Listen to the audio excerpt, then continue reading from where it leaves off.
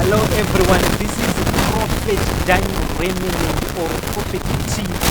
Noshandisa mazita maviri as Jacob used two names. Ainzi Jacob or Israel.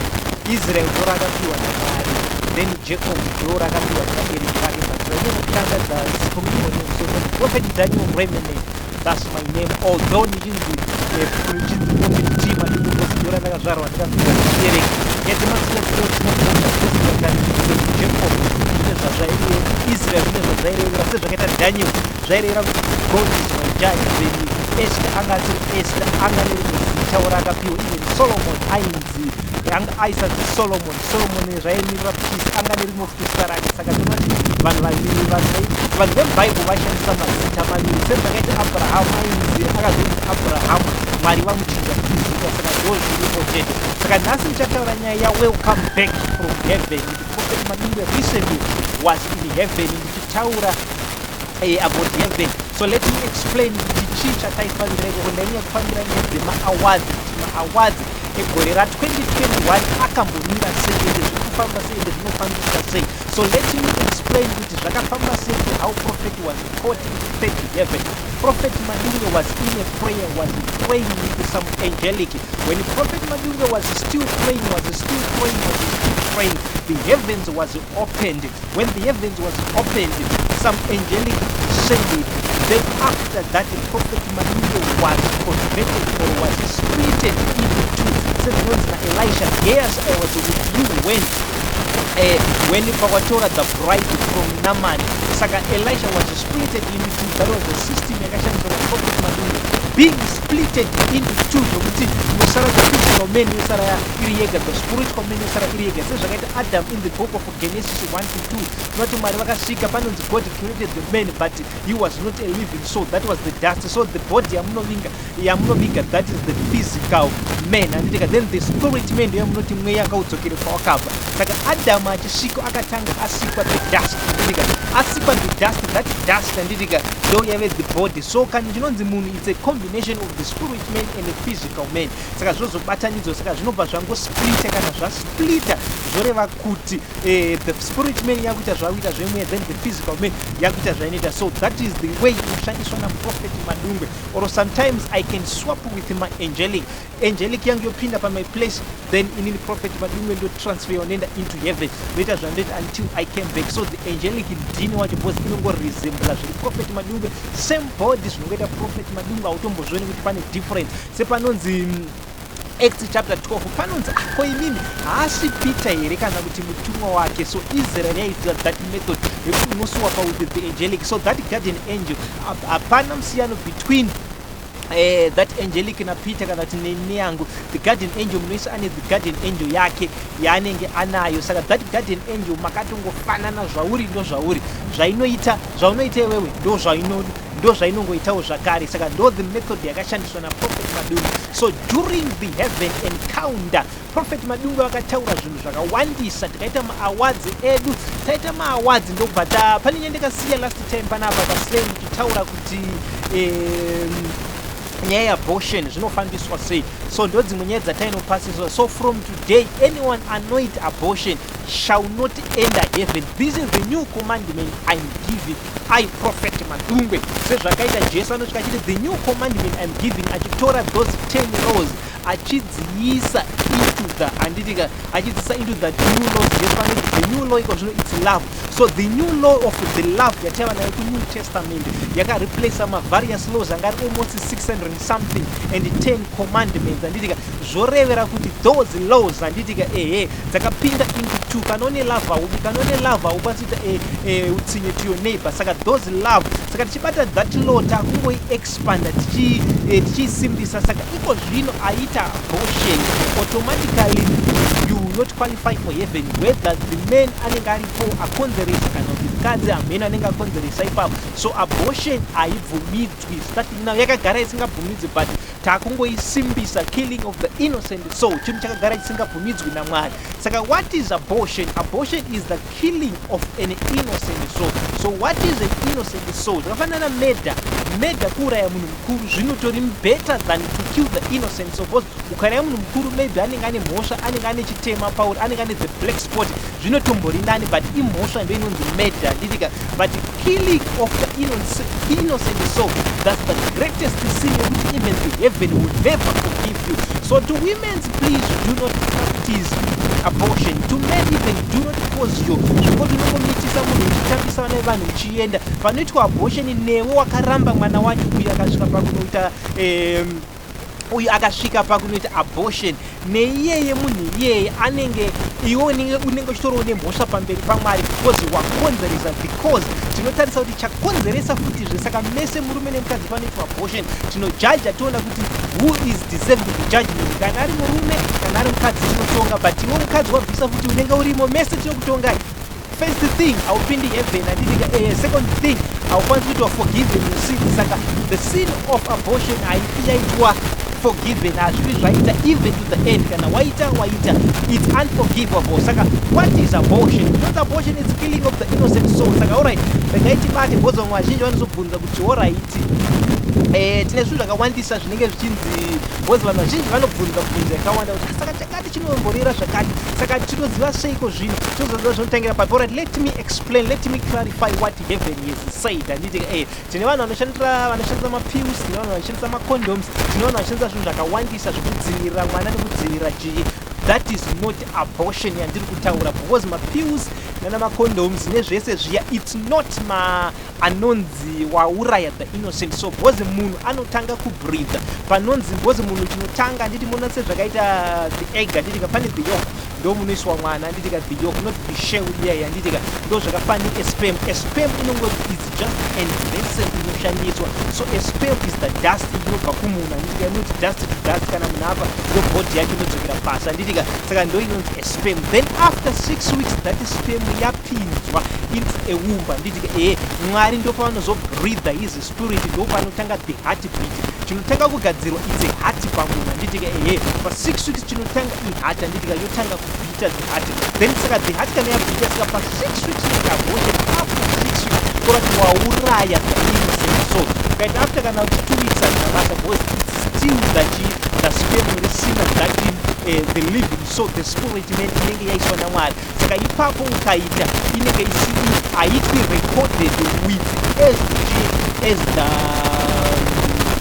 as the murder or abortion, because haashati akukaundwa kuti amunhu, but pa 6 weeks ndo patinoti 40 days and 40 evenings handitika, ndo 6 weeks dzeidzodzo. Saka kubva ipapo munhu wese anenge akunzi ukaita abortion inenge yakunzi killing of the innocent soul. But zvemacondoms zvechi, because haasati ava munhu, Mwari havasati vaita breathe his handitika, saka Mwari will not judge you for that. Then pane another person anozoti pane another person akapiwa mukadzi, because old testament tatine nyaya yenhaka yekuti munhu aita akafa onzi opiwa munyina kana chi, saka mukoma vakafa vasina mwana handitika. Even zvamunoti zvemuzukuru anoti muzukuru nasekuru handitika, mukadzi nomurume chiramu zvaive muold testament, but new testament chiramu hachibvumitwa handitika, one wife one husband. So old testament ndo yanga yaibvumidza zvechiramu handitika, even zvenhaka izvozvo zvekuti wainzi iwewe roorwa nomumwe munhu kana kuti mukoma wako akafa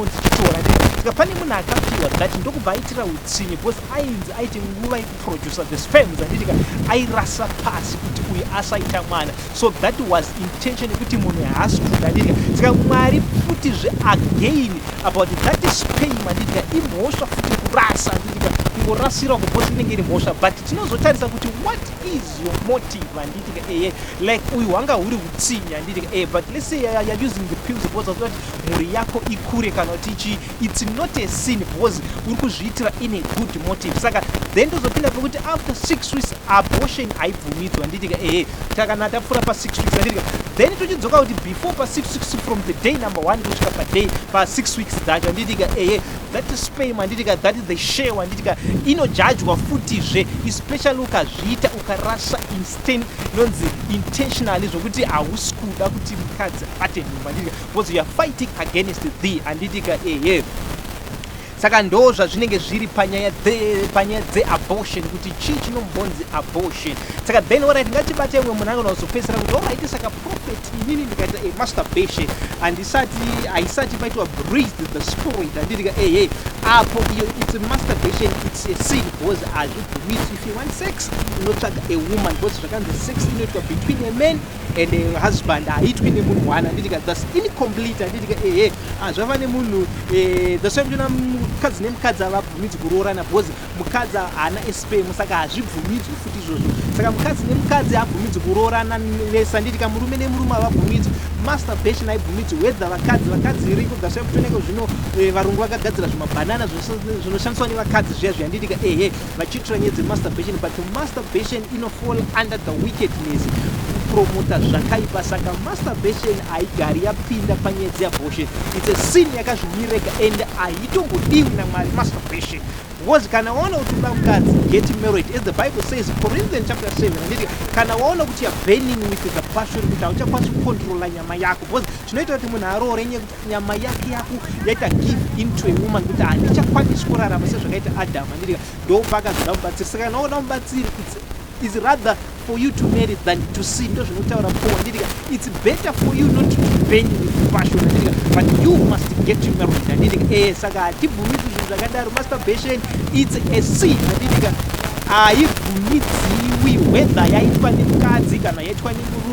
Masturbation is a masturbation, haibvumidzwi, it's a greatest sin isingatodiwi. Saka abortion ndatsanangura kuti chii chinonzi abortion, it's a killing of the innocent soul. So it's now a law handiti inoti because alright let me charge Jesu anosvika paanoti handiti kunonzi imini muri kuti handiti kunonzi kune achipa example Jesu panonzi akati regai ndinoudza hama dzangu kuti iko zvino regai ndivadzo kuti zvakamira sei kuno kanzi aiwa even Abrahama hazviti kuti adzokere, varipo ndo vanomuparidzira. Saka zvatiri kuparidza izvi ndo zvinokubatsira, not the Bible, because the Bible is the manual handiti inongokuudza kuti unofanira kufamba sei, unofanira kuita sei zvinhu zvako handiti but chinokusevha is the current word remunhu waMwari ari kufamba ipapo. Saka zvandiri kutaura izvi ndo zvinokusevha, noti zviri mubhaibheri kuti let us go to the exilic sezvakataura Daniel. Yonoita kuexilic kupi kuBhabhiloni, unokuzera kuna Bhabhiloni iko zvino yoti toenda kuexile handiti hatisi panguva yeexile, hatisi panguva yekubuda muEgypt yaJoseph yekuti Mwari vari kuti hande tibude muEgypt, hatisi panguva yaJona yekuti varume kana kuti panguva yeSodoma panouya vatumwa vachiparadzwa. Muri kuparadzwa izvo zvamusi. Saka Bible it's irrelevant scriptures to us dzinotibatsira as the manual sezvakaita drive. Kana uchidriva handiti zvawakadzidziswa nesi zvinoshanda handiti but pane paunoshandisa the current situation inoita sei handiti. Saka the word ramuri kudzwa the current word of the season ndo rinokusevha. Saka the current word of the season ndorokuti no masturbation, no abortion zvese zviya mukazviteerera izvozvizvi zvinokupinzai denga, but mukasazviteerera futi straight here handiti muchifollowa mitemo yese sezvakaita anoti ndakafollowa zvese achiudza Jesu handiti ndakafollowa mitemo yese that rich young ruler handiti kanzi naJesu alright kabatirira mitemo yose yaMozisi handiti chienda unopa vasina giving handiti giving ndo yakanzi aite panguva iyoyo, and giving ndo chinhu chakamusevha panguva isika. Chinokusevha is the current word riri kutaura nemunhu aripo, noti akafa hana the current word. Daniel the prophet, he was a great prophet, akaprofita zvese zvenguva yedu, but haana the current word because haapo panyika, and aripo panyika ndi prophet madumbe ndo vane the current word. Saka even Abrahama baba vekutenda ukavaverenga even kana waenda even kuchurch like the likes of the great prophets. I respect William Marion Branham, he was one of the God's general muprofita chaiye, not vaprofita vefeki vamwe vazara mazuva ano vanoparidza prosperity, vanoparidza chii aiwa zvimafeki prophets. A real prophet William Marion Branham handiti even ukaverenga zvimabhooks zvake zvimaspoken word zveukadi hazvikusevhi because ndezvekuma 1960 imessage of 1960 yaiadressa current the situation yaiitika 1960 handiti kanoti iko zvino the millennium period you need vanhu varipo even the late TB Joshua iko zvino kusora uchiteerera TB Joshua takaparidza love yakati hazvichatoshandi because ndezva 2019 zvinoshanda ndezva 2021 2022 yatiri kupinda handiti saka zvazoti mushumiri afamba kusora mushandisa message yake haichatoshandi handiti yatova zvakafanana nebhaibheri handitika the message of TB Joshua even kana yana William Marot Branham handitika zvangofanana nethe Bible. Mark haachashandi the word of the season. Mwari vari kuti kudii nevashumiri varipo handitika saka unoona matechechi kwangu nekwaTB Joshua kwandaenda TB haasisipo handitika hazvishandi zvese zviya. Chinoshanda is the current word rauri kuudzwa nevaripo. Ini even ndabva pano panyika hazvichashandi. Zvinoshanda futi ndezvechi vavapo vanenge vaitwa raised by God kutiko zvinoti kuti zvakati handitika saka Jesu achidaro, this is the commandment I'm giving you, kuti no abortion. Saka after 6 weeks ndo panojajwa, then paspell shame tinoona kuti intention yanga iri yei. Zvavano munhu ari kumwa mapirizi akanditika asoda akaita mhuri yakawanda hapana chakaipa handitika pakazi zvaranai muwanda hazvicharevi kuti munhu 1 ndiye anozadza nyika yose. Aiwa iwo kaitawo 2 wamwe kaitawo 4 kaitawo vanhu 5 handitika zvoreva kuti mese ndokunonzi kuwanda kwacho handiti iwo kaitawo 2 moitawo 4 takumultiply 2 by 2 by 3 by 4 handitika ndokuwanda kwacho. Hazvina kunzi munhu 1 azadze nyika yose. Zvaranai muwande chokuda ndechoti munhu wese aitawo vana vanhu kuwanda. Saka it's not about panotsewa zouraya munhu vanhu amuzivi. This message is not my message. This message was spoken in heaven. Ini ndakateerera prophet Madungwe vakateerera vachinyatsonzwa kuti Mwari vari kuti kudii, maangelic ari kupindura kuti kudii, Jesu ari kupindura kudii. Ndo zvatakadiscussa to the meeting kusvika tapedza our meeting handitika ndobva tapedza mbatasina kuti abortion munhu anouraya after 6 weeks tikujaja munhu ari kuuraya even the sperm cell ichitanga isati yatombova pa 6 weeks handitika that is sperm iyo yanditika tinotokujaja futi especially iri pamasturbation it's a straight sin unojajwa handitika. Then kana yemapiusi nechiyekuti tinotarisa the motive handitika ukaita so yairasira panze masperms handitika it was emotional yekuti kutsinya handitika aizvita nemotive. Saka ipapo kusvika pa 6 weeks dzachisati dzaitika futi tinotarisa kuti what is the motive. So the motive there tinozojaja handitika tikaona the motive it was wrong tinobva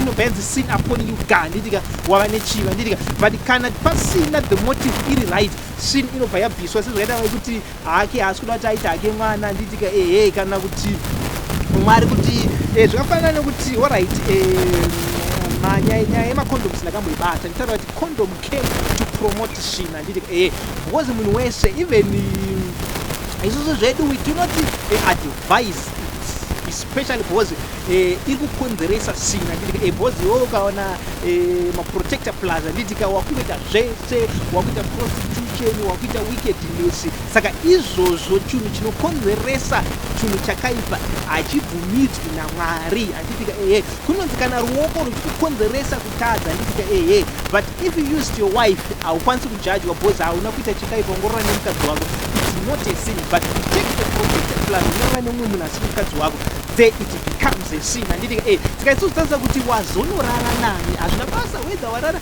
zvokuti uri kutya edzi so hatina basa nazvo. Mwari havana basa nazvo zvokuti uri kutya edzi kana kuti hausoda kuti mwana aitike kusimuwa hose hazvina basa. Chinongotarisa kuti munhu wawarara naye ndo zvinotarisa heaven mukadzi wako here kana wakasi mukadzi wako full stop. If he is not your wife it's a sin handitika whether washandisa protector unakuita edzi hauna kuti hazvina basa but it's a sin. Sin remains a sin handitika then handei panyaya yemaawards toona kuti prophet Madungwe during the meeting takaita maawards edu handitika maawards acho regai nematauro kuti maawards anoshanda sei. Tinoti maheavenly awards anoitika pakupera kwegore, tinanoti maearthly awards handitika saka ekudenga ndeyekuti vanhu vaperforma sei handitika. Pane yakambonetsa yakanzi prophet Madungwe akaita number 4 aya anonzi mamonthly performance handitika kwanzi prophet wari pa number 4 handitika Christ was number 2 God was number 1 handitika then Michael was number 3 ya 2017 yakazobuda pa H Metro handitika kuzati vanhu vanachiti prophet vari pa number 4 handisi pa number 4. Those are the monthly performance per month tinomeasure kuti takashanda sei takazvifambisa sei. Saka ndo yatakaita ye 1 month iyo tapedza kudaro handitika ndo saka kunapa andiri kutaura maheavenly awards nemaearthly awards anoitika pese panopera gore. Saka panopera gore pese handitika tinomaita even last year takamaita even next year tinomaita handitika. Saka maawards edu akamira akadai sore. Let me clarify pamaheavenly awards let me read from our profile picture ndori nemessage yacho handitika kuti maawards edu akabuda zvakaita sei handitika pamawards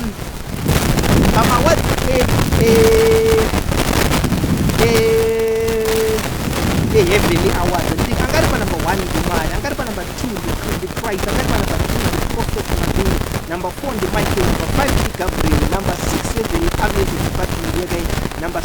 yanga ina prophet Daniel handitika let me read earthly vanhu vepanyika earthly heavenly awards handitika angari pa number 1 Prophet Madungu, angari pa number 2 the US president, angari pa number 3 it's UK prime minister Boris Johnson handitika number 4 yanga ina French president Macron handitika Emmanuel Macron, number 5 yanga ina Australian prime minister Scott Morrison handitika number 6 yanga ina Zimbabwean president Idi Mnangagwa handitika number 7 yanga ina chancellor we Germany Angela Merkel handitika so ndo ma awards edu but let me explain what ndona itaka ndiye munhu wamwari vamwe vese ma-presidents anonzi ma-Apple awards kuawada vanhu kuti makashanda sei zvokuti president unogona kupinda nditika hazvisi zvokuti Prophet Madungwe chete kana kuti ani munhu wese whether uri munhu akaita sei hazvina basa chinongodiwa ndechekuti kana uri panyika kuenda kuProphet Madungwe ndinopinda kwese kuHeavenly Awards ndikuma-Apple Awards saka pama-Apple Awards handitika ndakakwanisawo ndakatora number 1 ndakashanda kudarika munhu wese panyika handitika ndichiteerwa naJoe Biden US president ndichiteerwa naBoris Johnson handitika pachiuya Emmanuel Macron handitika pachizoya Scott Morrison pachizoya president wedu weZimbabwe tinotendawo Mwari kuti president weZimbabwe vakashanda zvakanyanyisa kuti even Heavenly Awards vakakwanisa kupinda pa number 6 hamuna muAfrica South Africa ina kupinda kuti the president of Zimbabwe works very hard tichitasa ma-performance nekukura kwakaita nyika nezviyi zvakamezhwa neHeaven saka president weZimbabwe akapindawo pama-awards ema-Apple Awards gore rino saka Zimbabwe is a blessed yakakwanisa contribute vanhu 2 the prophet and the president vakapinda saka tongoti 2 vese saka Zimbabwe tisakaita number 1 pama-awards because America ine 1 UK ine 1 France ine 1 Australia ine 1 zvese izvo even we Canada president haana kutopindawo vana China vana Russia vese havana kutopinda saka congratulations to the Zimbabwe president, congratulations to Prophet Madungwe, congratulations to all vakakwanisa kupinda nepaApple vana Joe Biden vana Boris Johnson. Tinoti Mwari ngakuitire zvakanaka murambe muchitonga nyika dzenyu murambe asi toda kuti muite the will of God. But what I just want to pane message yeChristmas kuti unozofollowa message yangu yeChristmas kuti kana tichiti izvo zvonyazozvibata because zvakuita sokuti we are now promoting vanhu vasinganamati ma-Apple Awards haanei kuti unonamata mabasa ako awakaita haana basa nekunamata kwako kana chikungoti wakaitei gore racho ndoanonzi ma-Apple Awards eHeaven ndo anoitawo nezvo saka Prophet Madungwe vanga varimo zvakare handitika Mwari naChrist ndo vanga vari pa number 1 Heavenly Army yakaenda pa number 6 Prophet Daniel vakaendawo pa number 7 handitika saka ndokushanda kwatakaita ma-awards edu anopiwa saka now the question remains alright saka vanhu vachazo sezvakaita US president anowana kupi award yacho haanakwanisa kudenga kana Boris Johnson handitika kana French president vanokwanisa kuzowana kupi at judgment day mapoints ako ema-awards anokwanisa anoiswa valued to you handitika mapoints ako mabasa ako anowedzerwa futi zvakare kwauri handitika then after that handitika zvoreva kuti iwewe handitika zvinonowedzera saka pajudgment day ndo panouya ma-awards aya futi unobva aitwa added unto mabasa ako handitika apa tikufana ku-award anoshanda kuchaka pachazokwanisa vanhu anonzi ma-permanent awards ndo musi wejudgment handitika wopiwa chii ma-awards ako pajudgment day pa-white throne judgment even atitisipenge tiripo tichimonita tichipa zvese zvatinenge tichiita saka ndo zvatinenge tichiita saka vanhu rambai muchito vatinokurudzira kuti muite mabasa akanaka bhosi tinomeita zvakanaka zvawakaita zvegore izvozvo saka nyaya yakaita kuti mapresident mazhinji apinde they were so cared about coronavirus handitika so that love yekuti vada kuti vanhu vasevheke vadii handitika ndo yakaita kuti vanyanye kupinda pasaita vamwe vanhu vasina kupinda but vanopinda even a musician eZimbabwe kana eAmerica hazvinei kuti ndezvei munhu wese ada handitika then panyaya yeCovid handitika ndakataura ndikati pachitanga ndikati Mwari havana kufara nezvamakaita vanhu hamuna kunditeerera vanhu hamuna kuripenda mukaunza mavhairasi zvenyu mukadii mukaunza zvimavaccines zvenyu mukadii handitika but tarisai mavaccines enyu hasi kurapa handitika ndikatokuudzai kuti God shall judge you more pane zvamuri kuita izvi endeko zvino tinana Omicron tinana vana kana delta variant dzakapera kureva kuti mavaccines enyu haasi kushanda because makafungidzira sokuti mukaunza mavaccines you shall run away from the realms of God. Handitika inonzi naRevelation chapter 18 vachapiwa maplugis plug ine matadza siya Moses yekuti vairamba the of God the Egyptians vachipiwa. Handitika kana kuti Moses aitora dust dust roiswa mudenga robva rati vachimaflies kana torova maboils kana chii saka maangelic ndiwo akaita poured out kutiko zvinoya the season of incurable disease zvirwere zvisingarapika. Handitika saka zvirwere hazvirapiki zviya kusvika maita repent. Handitika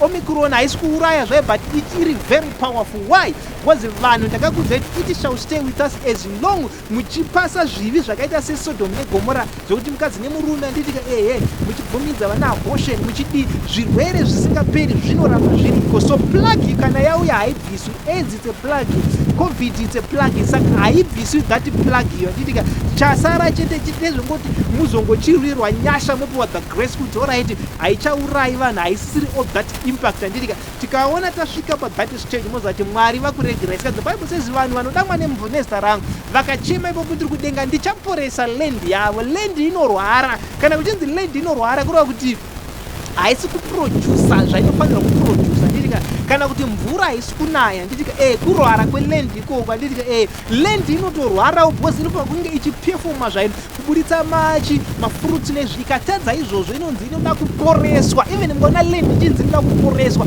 What more vanhu vanoda kuporeswa. Handitika vanhu siyai zvivi zvenyu zvokunyepera nevaprofita mumachechi menyu kuti ucharoorwa iwe uri muzvivi. Hakuna muprofita anokudza zoti ucharoorwa iwe uri muzvivi achitadza kukuudza zvivi zvako face. Ukona muprofita yakupa profisi zati haana kubva kuna Mwari zvanozati uchaenda kuborodhi iwapo une mukadzi wemunhu. Hakuna Mwari akadaro. injuga dzedza munopisira muchinyeperana nevaprofita venyu kuti ari kuona hapana kunonga tsono kwaari kuita paipa muchiprofita vatadzi moti kwanzi muri profita havasi muprofita waMwari. Because a prophet of God anotanga kuzati iwe siya mukadzi waona yeye. Handitika Mwari vakuropafadza kwete tione mukadzi wemunhu uchatenga mota havasi vaprofita vaya. Handitika ing'anga zvadzo dzinonyepera mumachechi dziya. Handitika a prophet anotanga kudza chivi chako first. Handitika kuti iwe siya zvemasimohouse iwe. Handitika iwe siya zvakati kwete kuti une simohouse onzi taona muchitenga benzi ndimwari rudziye. Hakuna Mwari akadaro varume. Handitika idzinenge dziri ng'anga dzega dzakangopfeka masutu dzimwe dzakapfeka magauni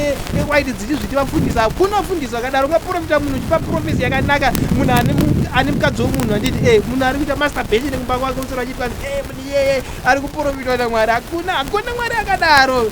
Ing'anga dzedzi. Handitika saka vaprofita vese vamunana mirai muzoteerera meseji yeChristmas yangu. Handitika ndoinena meseji dzevaprofita vese hambiye meseji iyoyo munoiteera musi weChristmas paslave apo munoiwana iripo. Handitika saka now mawadzi ndo zvaakabuda akaita gore rino. Thank God kuti Prophet Madungwe vanga varipo. Handitika ndini ndicharamba ndichitora ma-earthly awards as long ndiripo. Number 1 ndiya Prophet Madungwe pama-earthly awards because nditoramba ndichishanda nhamba yekupa zvandatanga handifi ndapa munhu kusvika ndafa. Handitika pama-earthly awards ndinenge ndiripo. ndinenge ndiri panumber 1 hazvichinji kusvika ndafa. Handitika saka ndo zvatakataurirana. Saka ma-earthly awards ndo zvaari. Saka kana une mubvunzo uchida kubvunza kuti zvinofamba sei kana kuti zvinoita sei. Handitika rega ndichibata nyemaholy water. Handitika ndobva ndapedza zvangu this sermon. Handitika unouya panhamba dzedu kana uchida prayer line uya pachurch line prayer line yedu. Handitika pa0776231156. Handitika kana uri kunze kwenyika unoisa +26377623156. Handitika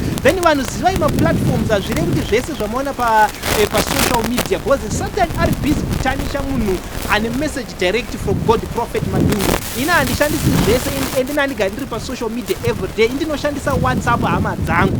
WhatsApp ndoyandoenda everyday ndichipindurana nevanhu ndichidii. Unonzwa uchinzi vanhu paInstagram vari kupindurana. Ina handipinduri vanhu paInstagram hama we handina nguva yacho. Zimwe ndichitori kudenga. Handitika zimwe ndichitori ma-meetings mangu ndinonamata nemaangelic kana 5 hours kana 10 hours per day. Handitika ndigoita ma-meetings saka handina nguva yesocial media. Handitika izvozvo so ndotori painterview saka ndinokwanisa zvozonze mapinduro ayetapindurwa ende vamwe vacho vari kupindura nezvinyadzi futi pasocial media hasi maaccounts angu iyaya. Handitika inini pasocial media ndakati ndinoshandisa Prophet Madungwe. Handitika real Prophet Madungwe kana pari paTwitter ndo yangu tine shirt yegodi yandakapfeka nhasi ndo yandinoshandisa iyo. Handitika then paInstagram ndoshandisa Talent Madungwe noti Prophet Madungwe. Pane imwe account iripo iripo inotaura zvinyanzi ichituka vanhu ichipindura zvii ndo haisi akaundi yangu. Ina handigari ndinoona munhu achiposta everyday paakaundi iyoyo haasi profitable because ina handitorina nguva yangu peji inogona kuposta monthly messages zvakaita yeabortion ndo yandakapedzisira pakatanga kuti muna December handisati ndatoposta ndichazopinda futi apa patiri kupinda pane imwe zvakare Mwari vachitiitira zvakanaka. Handiti then about my elections in Zimbabwe, God said cancel all the elections of Zimbabwe but hapana zvatiri kuita handitika because heavily army naMwari hatisati tadecide kuti pane chinofanira kuchinja mukati meZimbabwe but the structure iripo yema-elections saka there is no need yekusora muchiita ma-elections vana veZimbabwe handitika just cancel them muise mari yacho kumaroads kana kuti mupe zvenyu nherera nechi because heavily army taura position yedu ya 2023 handitika kuti isusu tiri kuti kudii hapana zvamuri kuita handitika ma-elections asi anochuza munhu. Leaders are chosen, as Daniel says, the book of Daniel chapter 2 and leaders are sent by God and this. Even if my elections there, you can go to the say the of us who died with the Pagas with Mariki, Umakas, was the Susu Tinisa Muatada, Benny, Zatata Ura, and those Jetas and that Taura, and elections, Tanguva, and Zimbabwe. Structure report decided to each change, and Yaga change at 2017, Tisu Takatanga Tagara, Pasi, and let me explain what 2017 dini ndakaapila through inonzi heavily intelligence handitika ndikati yes the president angaripo the former president handitika president Mugabe handitika ndikati is now old Mwari ndimakavaisa ndichiti by the way forward muchichoose another way handitika ndopakazotanga paipa the succession dispute handitika tata toitara as the heavily intelligence tikaita meeting yacho naMwari saka pazvakazoitika paya tisu tanga tataura kuti pakufanira kuita something change in the structure handitika then hande pane ya Trump was the chosen one. That's why I support Israel. Even I support Ibanama gender zvese handitika then even anobaipa futi zveintelligence kuti America the US Army Department extension haisisina direction ndokubva tauya even kumademocracy kaona kuti hakuna anodeserva kuti even president handitika achibva kumademocrats handitika kambonzi Joe Biden kati he does not deserve because another vision of America handitika ndobva tasiya zvakadaro seheavenly army ndobva tazongoti chiregai tise Joe Biden as the caretaker kusvika tazodzoka in the US nation takuzochoose the next chosen one of God. So uyakazongoiswa as a caretaker kuti at least opangoti but hapana direction ine US at the current because hapana the men are chosen by God ari kudiwa naMwari ndimakazviisira nega saka hapana the vision and kuyavira ma-elections eZimbabwe hatisati tachinja as7 amasati ta meeting ekuti pakufanira kuita the structure of the change of the saka 2023 why going to the elections chinosiya zviripo MDC kana ichida kutonga ngaijoine ZANU PF hatina mabasa nazvo ende nini handisapoti ZANU handisapoti MDC ndinotaura zvadiwa